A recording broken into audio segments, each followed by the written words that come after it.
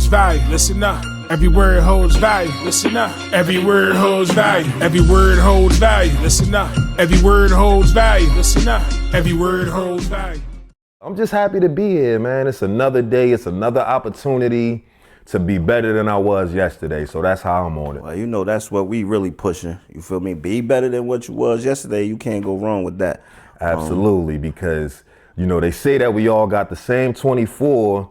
It's just about how you use yours, man. I can never look at another man that's doing something and be like hateful or spiteful towards that man. Like, I see somebody and I get inspired, bro. Like, you know what I mean? It's like, damn, how did he do that? Like, what's the blueprint? What's the science? Like, how did he kind of like bang the algorithm? Like, or how did he, you know, finesse the system? Or, you know what I mean? And I say that with the utmost respect too, because people sometimes look at the word or they hear the word finesse, and they just be like thinking it's automatically a negative thing. But right, when finesse is really like being, if you look at the definition, you see that's what we do in our hood. We changed the word or the meaning for what we thought it meant through slang terminologies of how we use it. Like somebody using that shit just what the blue back Western said it's for. But to your point, finesse, when you look at the actual word in the dictionary, moving smoothly. Yeah, like, that's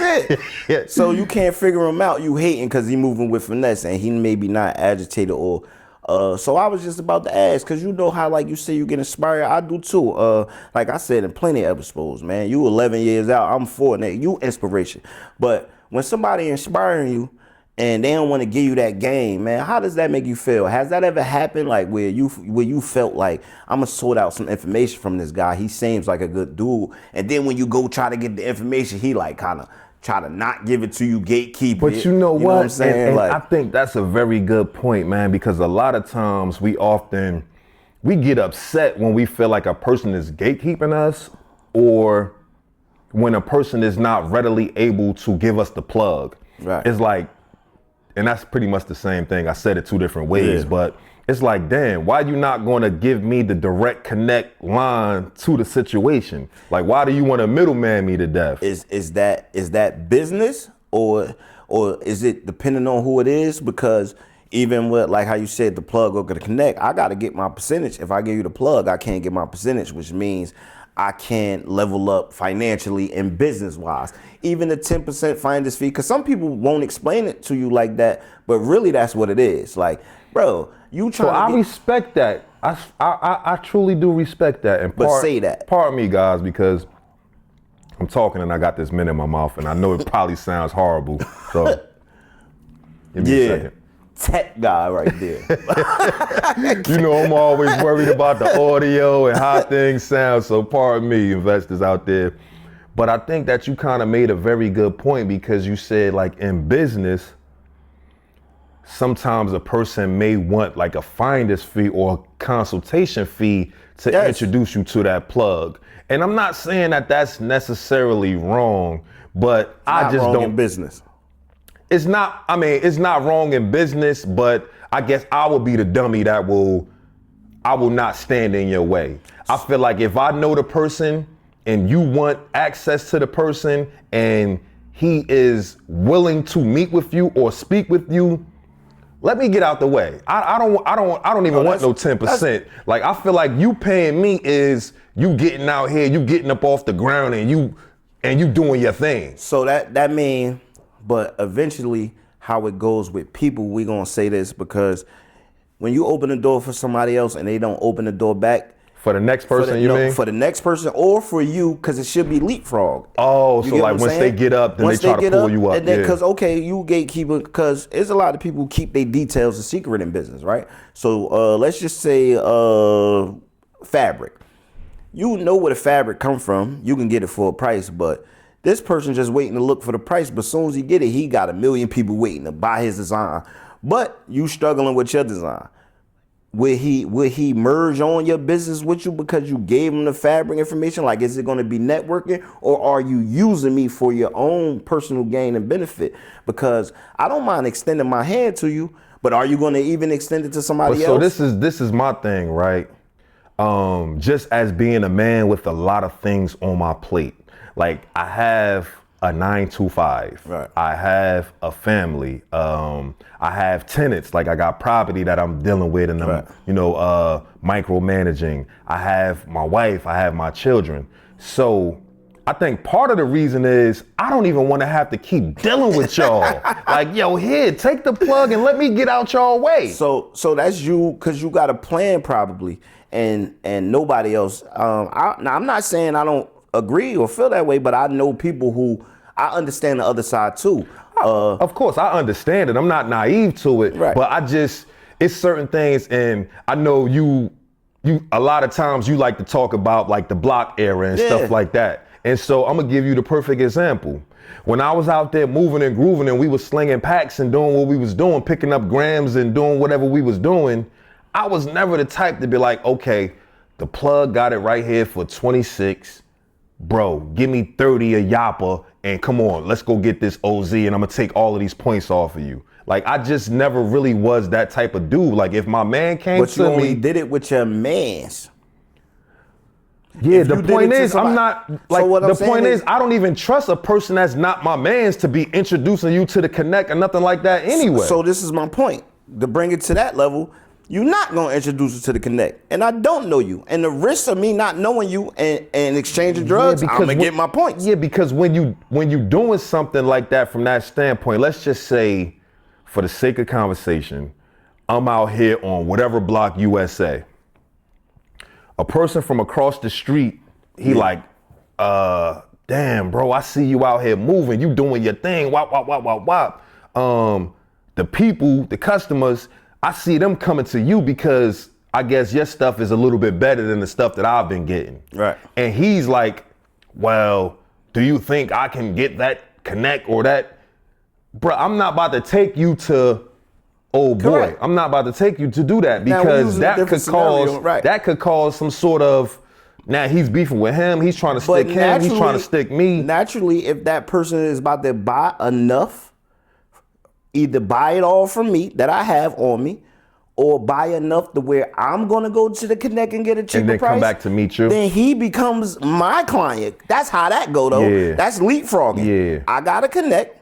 Oh shit, yeah, you see me moving. But and you I'll can take take it over back another to the region. standpoint of, and I don't want to get That's why I said fabric, I don't want too. to get That's too why I said derailed. fabric. But let's just say, for the sake of conversation, they say that all money isn't good money. Correct. And so, yeah, I could make 4 points off this guy because it's 26 and I'm giving it to him for 30. But do I really want to deal with him and that outside chance that he may be on some suspect stuff or whatever? We understand the that in the case may streets, be? but we also know we got to grow our business. When we talk about the streets, I know every transaction is the most dangerous time in the streets. Not with you holding it, none of that. You making a transaction. I don't give a fuck what level it is, because that transaction is what starts the evidence. Yeah. You get what I'm saying? Yeah. So it's like, all right, you got to pay for that in that world. Yeah. And we talking about, you got to pay for the transactional, because that's the risk every time. Okay. I mean, so, and like I said, I can see that, but I just was never of that type. Well, I got homeboys that would actually be like, yo, how many you getting? Da da da da. Like, yo, all right, I'm gonna call old boy. When old boy come up, you give me your bread. I'm gonna go meet with him around the corner. You stay here. I'm gonna come back. right. And I know that they taxing me. I'm just saying, from that standpoint, we talking about people that we actually know and Right. we actually are fly with in the community sense. I'm not about to tax my people. Nah, I'm gonna give you the I connect, totally the agree. plug, and I'm gonna get out your way. I totally Whether that agree. be, like you saying, the fabric, whether that be, the party spot over here, whether that be, shorty making plates out of her crib. Like you said, that's your people though. That's a circle who you planning to continue to build with. That's why you don't make money off your friends. That's what we gonna call them. We gonna call them I'm saying friends. that, but we know, you and I both know people out here that would tax you, and they it's won't people even who think tax about their it. circle. They won't Hell take it. yeah. But look, I just understand those people who have business minds maybe feel like that. Now they may feel like this though. If my friend goes somewhere else, they're gonna pay 50%. I'm still only charging them 25. So, like, how you gonna take it? Like, you gonna go get charged $50 anyway. I'm charging you 25. So you mad I'm charging you 25 that you willing to go pay 50? Yeah. Like, how ignorant you gonna be? Like, let's be for real about the situation too. So Now, there was a conversation that we had recently, and you were saying, I think you put it as, and this is a popular saying that people say, they be like, it's no mixing feelings with business. Or what's the exact, how the way you say it? Well, feelings of business, it ain't the same thing unless you dealing with your family. Yeah. That's the only way. But the only way that can work, all right, so dealing with business. You said it's business, never personal, or something like that. But that's the everybody's saying. That's what I'm saying. I think that's the everyday saying, but I'm personally here right now, Joe Pro 973. I feel like I'm here to challenge that. And so I feel like I'm here to challenge that because On what points? Because I feel like sometimes it is personal. Like, wow. It depends on who you dealing with. I feel like if it's a situation or scenario and you have a personal way of looking at things, this is what we got to stop doing. And from the era of, let's say, the late 90s, the early to mid 2000s, and even into maybe like the early 2010s, there was a saying that was going around that said, yo, bruh, you don't supposed to be dealing with F and E's. Right. As a grown ass man, I don't like that saying. I feel like that saying is ridiculous. No, we had that talk before, but like, again, only when it's coming to people you care about, you're going to deal with emotions. If it's somebody you don't care about, how are you going to deal with feelings and emotions? Because I feel like our emotions and our feelings come into play every day. Okay, but all day. Again, it's how you act on your emotions. So you could be feeling like smacking a motherfucker and don't. Yeah. So you still dealing with feelings and emotions, but your actions is going to show sturdiness of no emotion because your emotions is saying, do this. But with the keeping your emotions in control, that's the saying, don't deal with feelings and emotions, because as grown men, we're supposed to control our emotions. So I understand that part of it, of keeping your emotions intact and being of a rational mind and making a sound decision. Right. But that still doesn't mean I won't let my emotions affect my decisions. No, I'm not saying that. But if you let other people who you making those decisions with see those emotions, ain't no telling how it affects them from dealing with you. Bars. You know what I'm saying? So that's all I'm saying. So I always say it does. We off camera, we know I wear my shit on my sleeve. We be in here, calm down, bro, because that's me. Everybody knows Swiss about that, because I'm passionate about the people I'm talking to. But if I'm not passionate about the people I'm talking to. But so why, right? Why is it such a bad thing for a man to be emotional? It's not, only if they not vulnerable with themselves, bro. Society-wise. That's society, though. We having a conversation. I'm not saying that Society we're going to solve it right now. Society fucked up. We know this. Man, but it's I'm just saying. society. Like, how many societies? But this is what I would like to, I guess, pose as a question to everyone out there. Why can't I show emotion? Why am I now called a sassy ass dude? But I feel like happiness is an emotion. Emotion isn't always a negative standpoint. You're right. Like, I could be emotionally moved. Excited. I could be excited. Like, we're emotional right now about the culture. We're passionate. Exactly. And so there's a video that I have, I wanted to work on, and, I'll broach this topic, maybe at a later point in time. But I feel like I watch a lot of these dating shows out here. Mm-hmm. And on these dating shows, a common, I would say, I guess, need of the women and the men is to say that I want a partner who's emotionally intelligent. Right. Now, you saying that you want a partner who's emotionally intelligent, yet when kids, young men especially, don't cry, get your ass up, right, straighten up, tighten up. So how can we later on in life expect to deal with a person who's emotionally intelligent when they're young and they're vulnerable and impressionable we won't even let them deal with or work through their emotions. Well, we know when you got a child, that's up to the adult how you pour into them. I can't wait till my dad come up here because I ain't had that issue. Like, he poured into me, he gave me love. So you know what I'm saying? He told me when you cry, after you finish crying, okay, what you gonna do? So it wasn't you don't have to cry. It's you gonna cry. So time's gonna be hard. Once you let the once you let the emotions, the energy exactly. pass. Now you still have to deal with the reality of the problem. Controlling your emotions on how you act to it. It may not necessarily be how you funnel your emotions through yourself. You may go into a room, yell, scream, rap, kick, punch, go work out. Anything to release the energy that's compelling your thoughts to not move rationally next time. Yeah. You get what I'm saying? So, all right, that's what I'm saying. As a child, my father used to tell me, all right, you go ahead and cry. I'll give you 20 minutes. Let it out. I think that's dope, man. And then you come back and then it's like, okay, you still got to do it. So you're going to cry again? Because only you going to do it. and just for the record, that's just how men teach their sons. Absolutely, because there's a good point that I not to cut you off, but I do want to kind of let this be known as a disclaimer. I'm not speaking about just how the women react with men or, you know, how the women are with their children. I think it's a societal norm, because even men, a lot of men feel the same way, even though there are dads. More and more dads are in their children's lives and they're being more receptive. They're not just being like a dictatorship, but they're kind of listening to their kids. They're kind of letting their kids talk through things as well. It's women who also raise their kids like that because whatever they go through, they feel like a man shouldn't do that.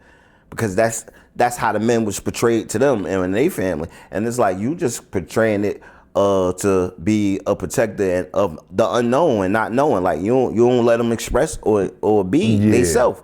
But I think that's a very good point, because yes, we may have the woman who is possibly, I would say, like hurt or whatever, and you know they're projecting that onto the child and things of that nature. But I don't know, man. Men at least, men as well. But that's why they leave. I feel like judging, you know, online and a lot of the personal relationships of people that I know and people who are raising children and things like that. I feel like, they putting their arm around their kids and they letting them get out here and figure it out. They're giving them the space to be able to be who and what they need to be. But they're also, I guess, being that source of discipline for the child too. So, all right, so I just told my 7-year-old daughter this. I said, it's about to be time to work on discipline. Like, you know what I mean? Daddy been feeding to your wants and needs, making sure, you know, but just the things as she grows older that I want her to be accustomed to, okay, be able to try to figure it out on your own. Of course, daddy gonna always be here, but do I want to solve every problem for her and dim down her own thought process? She might be able to upgrade a different way to do it different. Let her figure it out. So it ain't really, it's about all children. Like I'm the type of parent who I want to guide them. I don't necessarily want to control them. I want to give them the decisions. I need to have the information to give them the decision to make the choice, right? I think that's very important. Right. So it's like, okay, you want to, for instance, right now with NCAA, you can go to college and you can get money right now. We didn't have those opportunities, right? So it's like, do you now, from the ghetto standpoint of what they say, you could tell you know, it's band, it's cheerleading, all these things that you might have said coming up where if you had a household where y'all needed money, they might say, man, don't go. We ain't got time for you to do that. Can't nobody pay for you to do that. We now know it could pay off your first year now. We have people who I know personally, first year freshman, bought his family a house. Leaving from Hills. You saying before like it was like legal to get a kid's money? Yeah, before it was now when it's legal to get a kid's money, he's able to, he flourished. Oh, so you're saying he came up in this era. He came up in the era of this, coming from where I come from, being able to see him like, Man, he changed the trajectory of his family just with his physical attributes. You don't have to look. That's what I mean. With all what you have, physically, with however you need to do as your own human being, you can change it. Musically, you can learn. You can dance to the steps. You got 4 years to earn money just by getting an education. Hey, yo, let's go back to that because I think that's a really, really dope. Changing the trajectory. Yeah, I know, man. yeah. Like changing the trajectory of your entire lineage. For real. It's possible with that college shit now. It was possible to change it through sports, but you had to be pro. And that's the point that I was about to say. You don't even necessarily have to be a professional athlete in this day and age. You could play the band. The thing, you could be the mascot. The band major who leads the band gets a check now also. Damn. Because they earn revenue for the sport. And you know what? I think that that's a very, very astute point right there that you make. Because a lot of times in our communities, we often see as sports, rapping, entertainment as like the only way out. But like you're saying, you can be a band major. You can, and that's entertainment also in a way. It's just the outlet. If they're gonna give you the way in through entertainment, it's up to you to get the education. Look, you there where the education is at for the entertainment, but you can still learn the education. Because you always used to hear, at least from like the parents of star athletes back in the day, you don't know how long that career is going to last. So while you're going to school, you best to get your degree because you need something to fall back on. Look at the loopholes now, though. Motherfuckers be 28 now, still in college getting bread. Hey, yo, Look, COVID really done, COVID. I'm just saying though, that's the hustle. All right, they ain't ready for me in the NFL. I'll stay back a little another year, get a couple of hours. Yeah, you're definitely right about that. I can't think of the athlete's name. I feel like, was it Bo Nix? It may not have been Bo Nix, but I feel like it was one of them guys. He was like a 7 year. Yeah, 7 year senior. Yeah, I'm like, what? But hey man, get it. That's all I'm saying. Look, and they been jerking them for all these years. People been being ineligible for taking bribes against. But I'm not mad at that because in the era of when we was younger, when coaches like Bobby Hurley and all of that stuff was, you know what I mean, doing their thing, the players was getting money, but it was always under the table. And then they become ineligible though. That's what I mean. Like that's getting that money up. Because isn't that what happened to what's my man name? Reggie Bush. Because he was taking the money, they kind of vacated. They said something about that with T-Mac. It was a whole bunch of people who afterwards they come out with all this. Exactly. But think about it, man. If you gonna pay me to play, I'm gonna take it too from where we come from. That's just y'all. Come on, y'all making all this money. Like they had to do it. That's why they give them money now. Yeah. And so, with that being said, man, I think the message of this show is, listen to your kids, push them into a direction where they kind of like already are showing interest in. Like we don't have to necessarily map their whole lives out, although it's important to give the kids structure, but what they're flourishing in, what they're gravitating towards too, you have the opportunity to be able to steer them into that direction. I feel like it's our duty as parents to be able to help them to facilitate to those goals because it's so many ways to get a bag out here now. You don't have to necessarily go to traditional routes anymore. Nah, that's a fact. Now we just flipped that, but we was talking about the gatekeeping situation, right? So I just want to put it out there and let y'all understand. It's some people who business minded just all the way through and through. They may want a percentage, they may want the finder's fee. But if somebody do it for you genuinely, I hope you pass it on. That's the each one teach one method. But if you don't pass it on, just be prepared to deal with people how you treat people. That's just how it go, really. Like, be prepared, because there's going to be people that's nice to you just because they're genuinely nice. But then you're going to run across people who just like you, who feel like, man, you got to get it like I get it. Don't be aggressive to them and being upset about it. If you still going to get it, just get it. Because they ain't telling you, they can't make you not watch them. Think about it. They don't got to tell you. You can just watch them and learn.